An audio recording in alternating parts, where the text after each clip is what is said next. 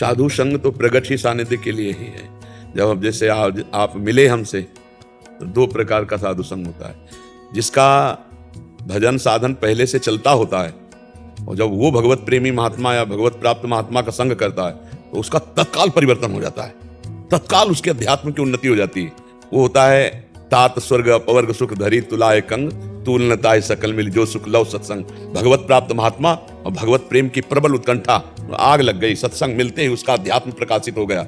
और एक होता है जब बहुकाल करी सत्संगा तबई होए सब संशय भंगा। जब बहुत काल सत्संग करे तो सब संशयों का नाश होकर निश्चित होता है कि हमारे मानव जीवन का लक्ष्य भगवान की प्राप्ति है।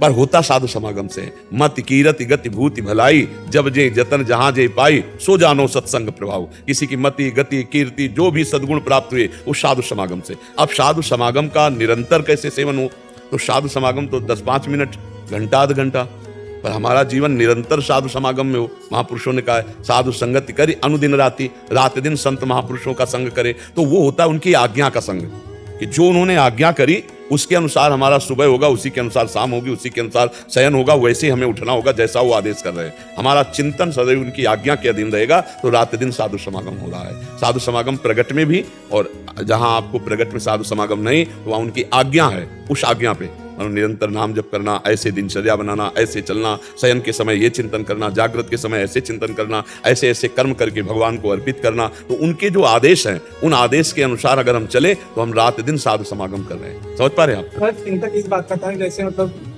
उनके सानिध्य में रहना ही मतलब कल्याण के लिए बेहतर है, या फिर उनसे दूर उनकी वाणी पर चलना है? सानिध्य में तो निरंतर कोई रह ही नहीं सकता है, ये लोग भी नहीं रह रहे निरंतर। समय है, सेवा से समय एकदम साधु एकांत रहता है। साधु के थोड़ी कि हर समय कोई बैठा है, तो बस 24 घंटे में बस यही 2-2.5 घंटे का समय है, इसके बाद खत्म। यहाँ से जाने के लिए अपनी कुटिया में गए तो सिटकिनी बंद, फिर किसी से न मिलना न जुलना, तो हर समय तो कोई नहीं रह सकता। हर समय आज्ञा पालन होती है।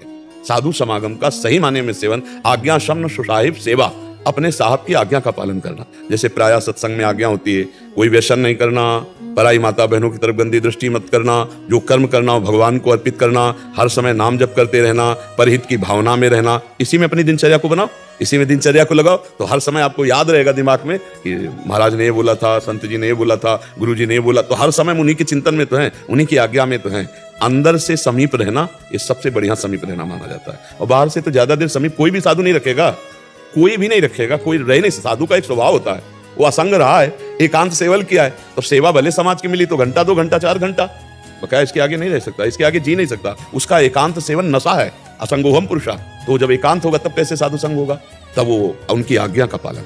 अगर प्रगट में हम बैठे तब तो आनंद है ही, और जब हम उनसे दूर हैं तो उनकी आज्ञा के पालन में, यही सच्चा साधु संग है। समझ पा रहे हैं आप?